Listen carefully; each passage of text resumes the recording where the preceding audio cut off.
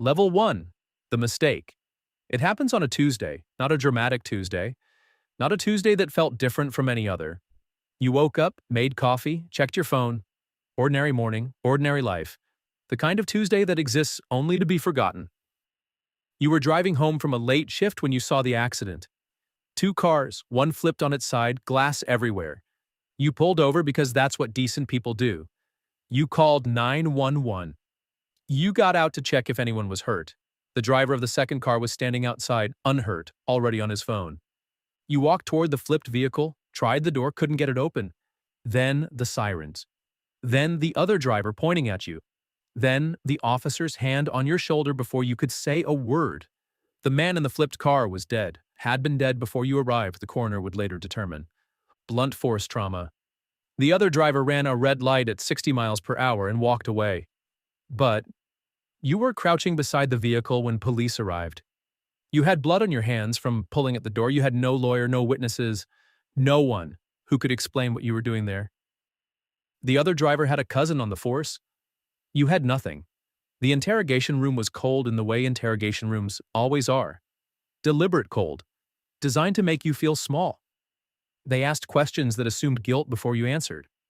Why did you stop? Why does your story keep changing? Like, your story wasn't changing, you were just scared. Scared people sound guilty even when they're innocent. Especially when they're innocent. They released you at 4 a.m. pending investigation. Don't leave the city. You went home and sat in the dark, looked up the other driver online, saw his connections, saw local news already calling you a suspect. You had a court date in 6 weeks. No money for a real lawyer. A jury that would see blood on your hands before hearing a single word you said. You sat there until sunrise running the math. The math kept coming back wrong. So you made a decision. Not a criminal's decision. A terrified person's decision. And terrified people make the worst choices for the most human reasons.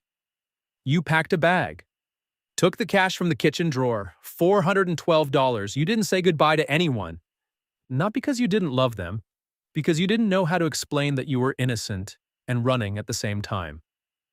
Level 2. The escape. The first night costs you $80. A motel off the highway that doesn't ask for ID if you pay cash. The carpet is the color of old coffee. The heater sounds like it's arguing with itself. You sit on the edge of the bed, watching police lights move across the curtain from the parking lot outside. They're not looking for you, not yet. But your body doesn't know the difference between passing and searching. You turn your phone off. Then you think about SIM cards and whether off means invisible. You pull the SIM out and sit there holding it, realizing how little you actually know about disappearing. You thought running would feel like a decision. It feels more like falling. Morning, gas station. Prepaid phone paid in cash. Paper map because GPS can be tracked. Crackers, peanut butter, water. You count your money twice. $319 left. You ditch your real phone in a dumpster 2 blocks away. It feels like throwing away a piece of yourself. Every photo, every contact, every saved message from people who have no idea you're gone. Bus station. Cash ticket to a city 4 hours north. Not because you know anyone there. Because it was the next bus leaving and standing still felt more dangerous than moving. You sit in the back and study every passenger who boards. Nobody looks at you. That's almost worse. Being invisible feels different when you need it to. Second motel. Another $80. You're doing math constantly now. Money divided by days. Days until what? You're not sure. That's not a plan. That's a wish dressed up as a plan. Your name isn't on the news yet. Still just a person of interest in a city 4 hours behind you. You think about calling your mother. Pick up the prepaid phone, set it back down. If you call, they'll know your city within the hour. If you don't, she spends the night not knowing if you're alive. Both options cost something you can't afford. You don't call. You tell yourself it's strategic. You know it's also cowardice. Somewhere between the cold food in the dark window and the highway noise outside, the truth arrives. You left without a plan to return. A person without a plan to return hasn't stepped away. They've disappeared. There's a difference. One implies a door you can walk back through. The other means the door is already gone. Level 3. The hunter and the hunted. 3 months in and you stop thinking like an innocent person. It happens gradually. You don't decide to think like a criminal. You just start noticing things. Camera angles above store entrances. That highway gas stations have better coverage than backroad ones. That bus drivers remember faces but rideshare drivers watch their phones. That exterior corridor motels are safer because you can leave without passing a front desk. You're not proud of this knowledge. Pride stopped being useful weeks ago. You've moved 4 times. You have a system, cash only. Never more than 2 weeks in one place. Diners not chains because chains track loyalty spending. Library cards under fake names because libraries don't log searches. Laundromats at 3 a.m. because that crowd doesn't ask questions. You found work at a moving company. Cash per job, no paperwork. The owner knew something was off and didn't care because off meant cheap and reliable. Physical, exhausting work. Tired bodies don't have room for spiraling. You bought different clothes. Not because yours wore out, because you were still dressing like yourself. Identity lives in details you don't notice until you're erasing them. Baseball cap. Generic jacket. The goal is to look like everyone and no one at once. You think about the man who died in that car every day. Don't know his name. We're afraid to search it. But you think about him. Whether he had people. Whether those people know what actually happened. You think about the other driver. Whether he watches the news each morning relieved you haven't surfaced. You can't think about your mother for too long. It becomes something unmanageable. The news ran your story for 2 weeks. Local, then regional. Fugitive suspect. Person of interest who fled. They used your work badge photo. You look normal in it. Trustworthy. The gap between who they described and who that photo showed was wide enough that people debated it online. Some said guilty. Some said framed. The internet turned your life into content while you hid in cities none of them knew. Then a bigger story broke somewhere else and you fell off the feed. That should have felt like relief. It felt like being erased while still breathing. You're still the same person who pulled over to help, but you're not thinking like that person anymore. That person assumed innocence gets recognized. You know better now. And knowing better is its own kind of loss. Level 4, America's Most Wanted. You see your face on television for the first time in a diner outside Tulsa? You're eating eggs. The news is on the mounted TV in the corner. Same work photo, but bigger now. National. A phone number underneath your name and a reward amount. $15,000. You put your fork down slowly. Leave cash on the table more than the bill because under-tipping makes you memorable. You're in the parking lot before you let yourself breathe. $15,000 is a different kind of danger. Police look for you because it's their job. Strangers look for you because $15,000 changes lives. Your old neighbor. A motel clerk who thought you looked familiar. Any of them could call that number. All of them have more reason to now. You find a library. Search your name. News articles, forum threads, a Facebook group with thousands of members debating your guilt.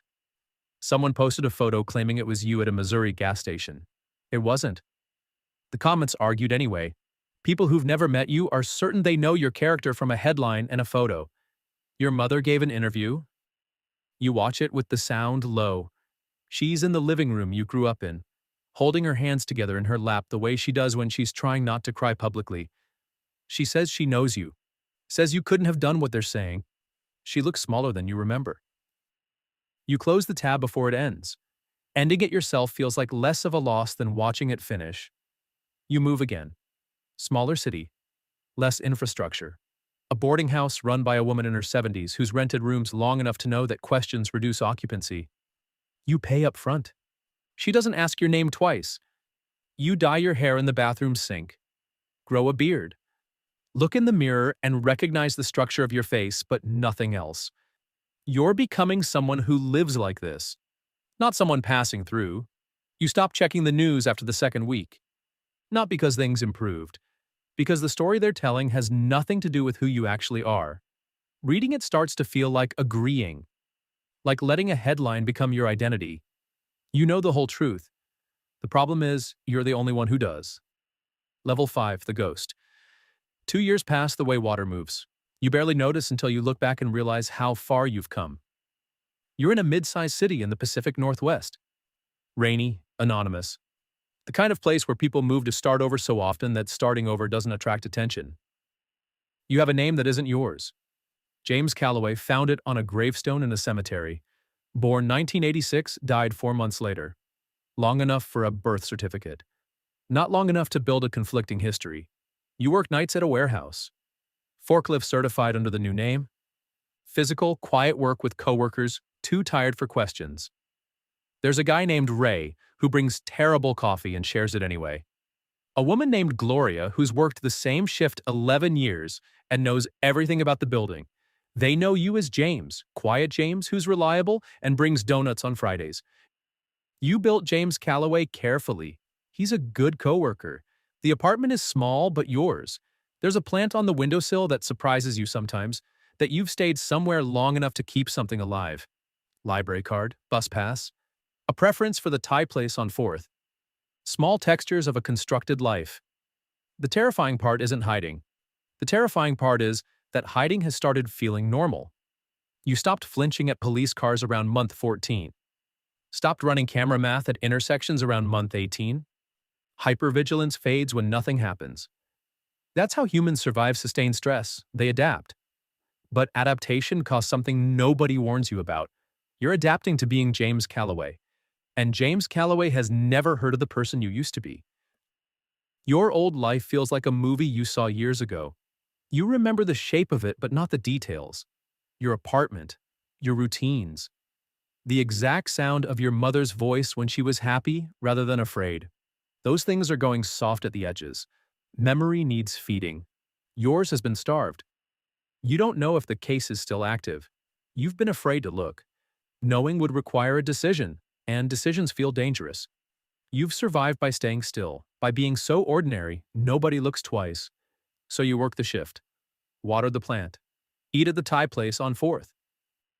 Some mornings you wake up and for 3 seconds, you don't remember which person you are.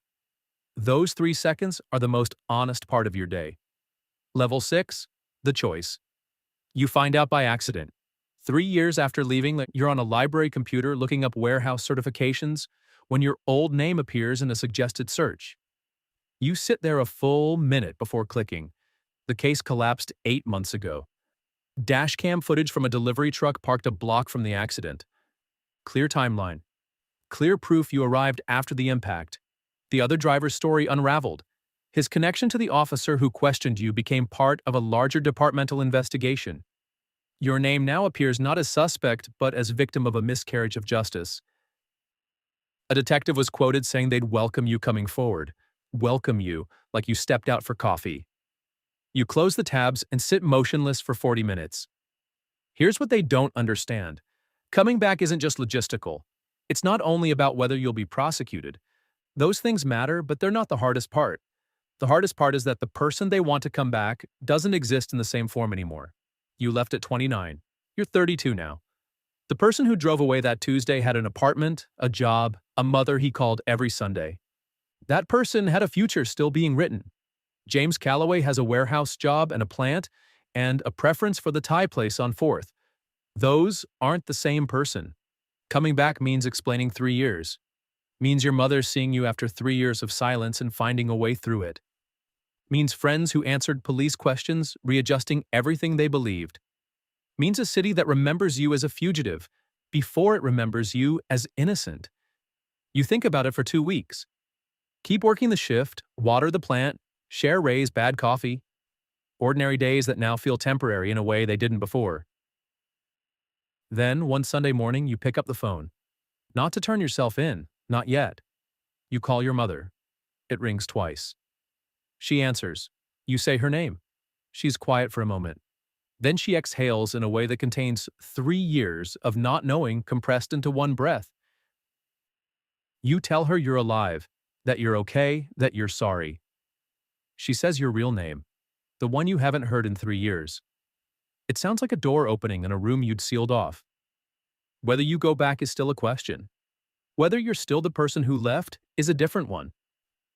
The answer to the second determines the answer to the first. The fugitive part is over. Whatever comes next doesn't have a name yet. That's the most honest ending there is.